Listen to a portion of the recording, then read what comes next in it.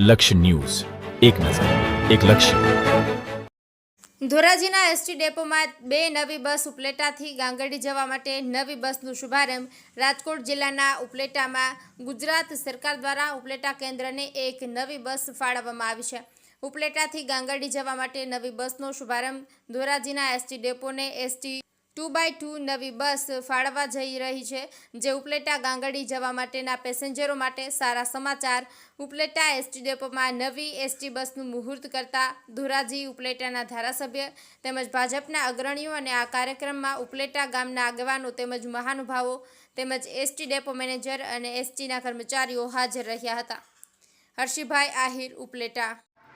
ST depot manager S કે મોરી આજ રોજ શ્રી માનનીય ધારાસભ્ય શ્રી મહેન્દ્રભાઈ પાટડિયાના હસ્તક આપને આ ઉપલેટા ડેપોને એક નવીન રૂટની માંગણી મુજબ એક મંજૂરી મળેલ છે, જે રૂટ ઉપલેટા ગાંગડી વાયા ધોરાજી, વીરપુર, રાજકોટ, લીંબડી, ચોટીલા હાઈવે, ગોધરા કઈ સંચાલન કરવામાં આવશે.